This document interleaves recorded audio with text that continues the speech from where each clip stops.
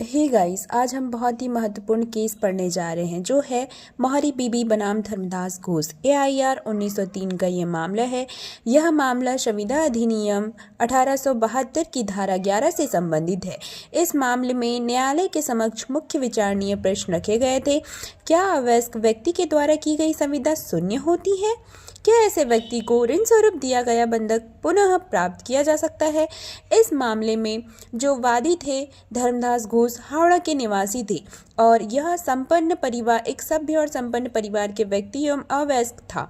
उसकी माता जगेंद्र नंदनी उसकी संरक्षिका थी। हावड़ा में उसकी काफी चल एवं अचल संपत्ति थी। वहीं पर ब्रह्मदत्त नामक एक साहूकार रहता था जिसके सभी व्यवहार एक अटर्नी केदारनाथ के माध्यम से किए जाते थे। प्रत्येक धर्मदास द्वारा एक व्यक्ति केदारनाथ के माध्यम से अपने कुछ संपत्ति ब्रह्मदत्त के पास बंधक रखकर 20,000 का ऋण प्राप्त किया।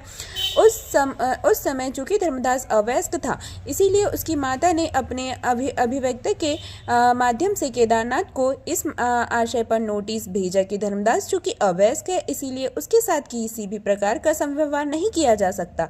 उधर केदारनाथ ने एक दस्तावेज तैयार किया, यह घोषणा करते हुए कि धर्मदास 17 अगस्त 1895 को वयस्क हो गया था। उस समय दस्तावेज पर धर्मदास के हस्ताक्षर करा दिए। धर्मदास को 8,000 रुपये पहले दे दिया गया और शेष 12,000 रुपये उसके वयस्क होने के बाद दिया गया था। इस पर धर्मदास की माता ने वाद मित्र के रूप में दिनांक 10/9/1985 को एक वाद पर उस आशय पर दायर किया कि चूंकि धर्मदास अवयस्क है, इसीलिए ब्रह्मदत्त के पक्ष में उसके ही द्वारा किया गया बंधक शून्य होगा तथा उसे रद्द कर दिया गया। उसी पर प्रतिवादी ब्रह्मदत्त द्वारा न्यायालय के समक्ष यह प्रस्तुत किया गया कि बंधक संव्यवहार के समय धर्मदास घोष अवयस्क नहीं था और न ही उस आशय का कोई नोटिस वादी को दिया गया। बंधक संव्यवहार के समय वादी प्रत्यवादी धर्मदास घोष ने अपने आप को अवयस्क बताया था। अतः साक्ष्य अधिनियम की धारा 115 के अंतर्गत वह अब अपने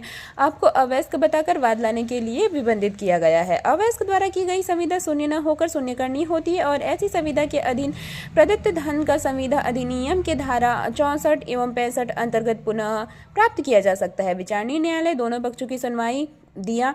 उसके बाद उन्होंने निर्णय दिया कि अवयस्क के साथ की गई सुविधा शून्य होती है। फिर उन्होंने कलकत्ता उच्च न्यायालय में अपील की। प्रथम अपील, उसमें ब्रह्मदत्त द्वारा निर्णय विरुद्ध कोलकाता उच्च न्यायालय में अपील प्रस्तुत की गई। उन्होंने भी इसे अपील को खारिज कर दिया गया। उसके बाद प्रीवी काउंसिल के समक्ष विचारणीय प्रश्न रखे गए। क्या अवयस्क के साथ की गई संविदा शून्य होगी? धारा 229 के अनुसार यह क्या संविदा शून्य होंगी? किए गए संव्यवहार के अनुसार